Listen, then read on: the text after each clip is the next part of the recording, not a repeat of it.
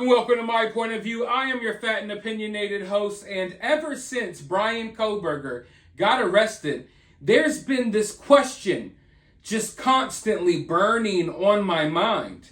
Details came out, and allegedly, Bryan Kohberger was watching these four victims, or at the very least, he was watching their home for months on end. I'm talking as far back as August, June, July. Bryan was watching this home or watching some of the individuals in that home. So why did Bryan choose November 13th? What was so special about that day?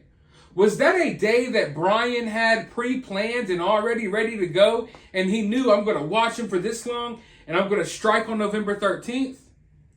Or did he think that night that everything worked out right and it was the most opportune time to strike?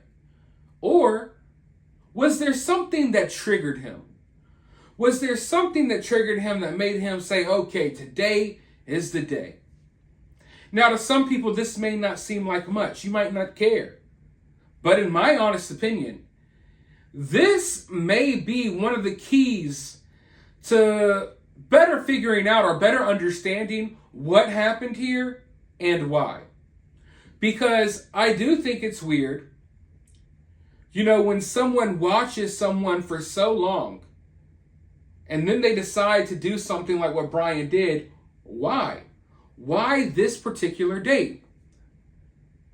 Now, it's hard to really put myself in someone like Bryan Kohberger's shoes, but we could try to for just a moment. All right, just think about it. If you're outside of someone's house and you're thinking of doing something like what Bryan did, and then you see a delivery driver come and deliver food, maybe that would be cause for concern. Maybe that would be something that would make you think, okay, tonight's not the night. All of the other nights that Bryan watched them, obviously he didn't think that night was the night. So I would think that, okay, if this wasn't planned and you weren't adamant about this date, then I would think that if you're outside casing this house every night and you see the delivery driver, I think that would be the warning sign that tonight is not the night. But that's not what happened. Bryan, moments later, carried out this heinous act. Now, some people seem to believe that Bryan ordered the food, the DoorDash, the Grubhub, whatever. Ladies and gentlemen, that makes no sense whatsoever. There is no way possible that Bryan would order this food and it not be linked to him somehow. I've seen people say gift cards, burner phones, this, that, and the third. Everything, and I mean everything, can and will be linked back to you, okay? We're talking about investigators that found one single animal hair in Bryan Kohberger's apartment. That may be what takes Bryan down. Trust me, if you order some DoorDash to someone's house and then you go take their lives, you're going to get caught very quickly. That doesn't make sense. But, in my opinion, maybe Bryan saw this this delivery driver, and maybe he got enraged and jealous. Maybe he thought it was some love interest coming to bring some food to the girl that he was obsessing over. Or maybe he saw it as an opportunity like, hey, I don't think she locked the door after she went and got her food. Who knows? Maybe he watched the ordeal play out and realized, oh, she looks heavily intoxicated when she got the food. And then he decided to strike. There could be, all types of possibilities here. But I would really like to know why. Why this night in particular? Now, one thing that is now being reported that I do not see a lot of people talking about is this incident that happened right outside of Bryan Kohberger's apartment on the same night that he allegedly took the lives of those four young students. Right outside of Bryan Kohberger's apartment, there was a hit and run. Or at least that's what has been reported. I'm talking about people laying in the street, bloody and all. The police were posted right outside of Bryan's apartment as he left and came back from allegedly doing what he did. Now, I want to go ahead and dive into this article so we can get a full understanding of what is going on here, or at least what is being reported. And then, of course, I'll have more of my thoughts as well, but let's see what they say. Throughout Bryan Kohberger's journey to Moscow, Idaho, and back to Pullman, Washington, police and sheriff's deputies spent hours in front of Kohberger's home responding to a horrifying hit and run. Data pulled from Kohberger's cell phone revealed that he traveled to the house where the unalivings occurred no fewer than 12 times. And on the night the unalivings occurred, he traveled there once again, the data shows. Hours before his travels, Washington State University police officers and Whitman County Sheriff's deputies arrived in front of his house to respond to a different bloody crime scene. The crash was reported at 11:40 p.m. on November 12th, 3 hours before Kohberger left his home for Idaho, and resulted in 2 pedestrians being sent to the hospital with serious injuries. Turner Gardner, age 26, says that a man had been thrown from the road and a woman was laying face down screaming. It was horrifying, she said, of coming upon the scene just before midnight on November 12th. I heard a screech and a loud bang. Another witness says it was very scary. The police eventually took a 19-year-old Kappa Delta sorority member named Carmen Fernandez into custody following a manhunt and charged her with vehicular assault and DUI. There's a chance that Kohberger witnessed the crash before leaving his apartment at 2:42 a.m. on November 13th, according to cellular data and traffic cam footage. Cellular data indicates he was at home during the crash and would hear and see the street from a second-story window. Neighbors and court documents have described Kohberger as an insomniac. After the crash in the early hours of Sunday, Kohberger drove his white Honda sedan 11 miles to Moscow, according to cell phone and traffic data. The police response to the hit and run blocked the most direct way to Kohberger's home, one of the only 2 ways to access his apartment building.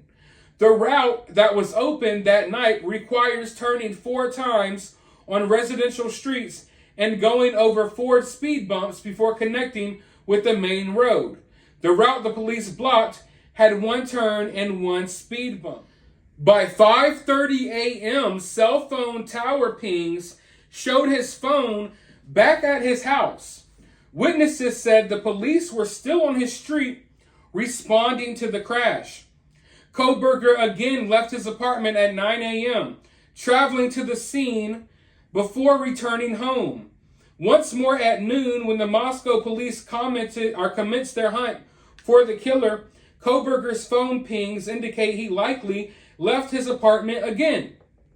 Now, the crazy part about all of that is, law enforcement officers were on the scene of this hit and run literally all the way until the next afternoon.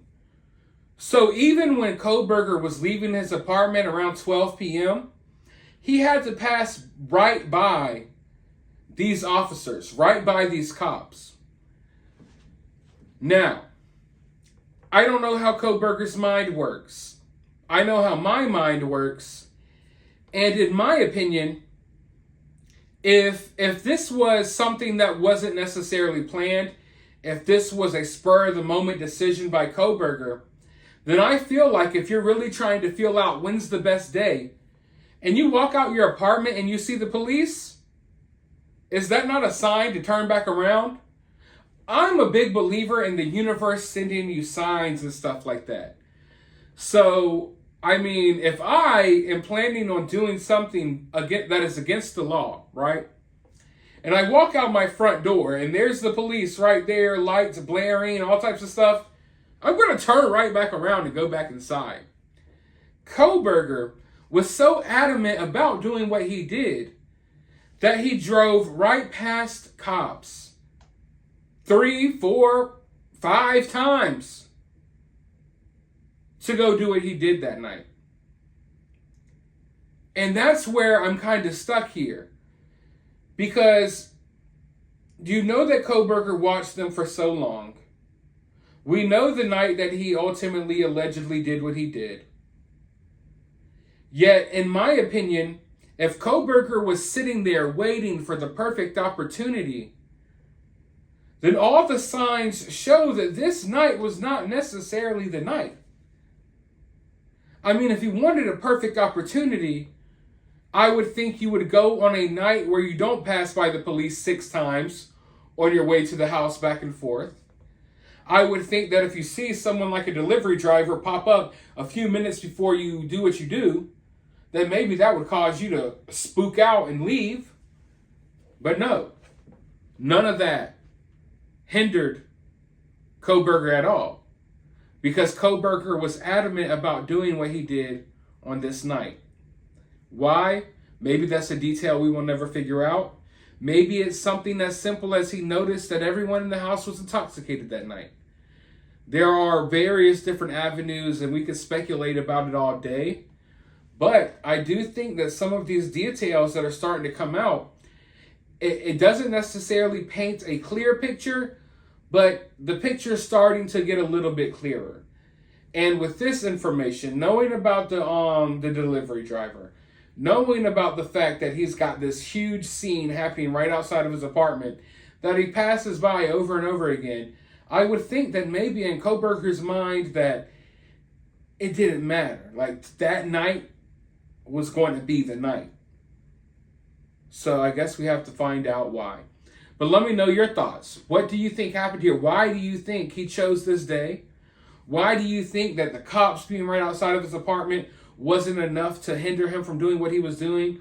Why do you think that he went ahead and did what he did even though there was a delivery soon before he entered the home?